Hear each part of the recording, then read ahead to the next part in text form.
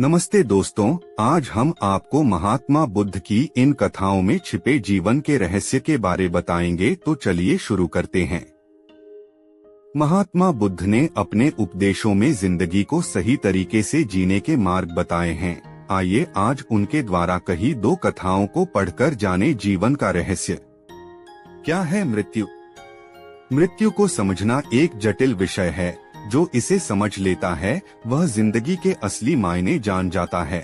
यही सवाल एक बार महात्मा बुद्ध के शिष्यों ने पूछा था कि आखिर शरीर त्यागने के बाद आत्मा की यात्रा कैसी होती है, वह क्या करती है और उसका क्या होता है। यह सवाल सुन महात्मा बुद्ध के चेहरे पर मुस्कुराहट आ गई। महात्मा बुद्ध ने बड़ी ही शालीनता के साथ अपने शिष्य से पूछा, पहले तुम मुझे ये बताओ कि अगर कोई तीर सीधे आकर तुम्हारे हाथ पर लगता है तो तुम सबसे पहले उस तीर को निकालोगे या ये देखोगे कि वह तीर किस दिशा से आया है।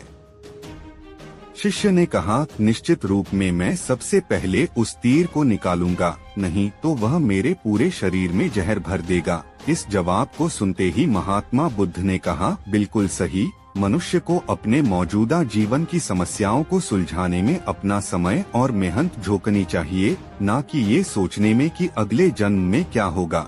महात्मा बुद्ध कभी भी पुनर्जन्म या आने वाले जन्म को लेकर चिंतित नहीं रहते थे। वह आज की बात करते हैं और उन्होंने अपने शिष्यों को भी वर्तमान में जीने की सलाह दी। क्या होता है डर और भय? एक बार महात्मा बुद्ध वृक्ष के नीचे बैठे ध्यान कर रहे थे।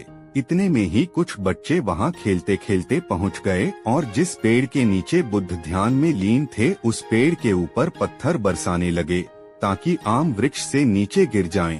तभी एक पत्थर महात्मा बुद्ध के सिर पर लग गया और उनके सिर से खून निकलना शुरू हो गया। लेकिन इस घटना के बाद महात्मा बुद्ध की प्रतिक्रिया और भी ज्यादा हैरान कर देने वाली थी। महात्मा बुद्ध रो रहे थे। उन्होंने बच्चों के कहा, तुमने इस वृक्ष को पत्थर मारा, उसने तुम्हें फल दिया, लेकिन जब यह पत्थर मुझे लगा तो सिवाय डर और भय के मैं तुम्हें कुछ भी नहीं दे सका। बुद्ध की इस बात में काफी गहराई थी कि इंसान जब डर और भयभीत होता है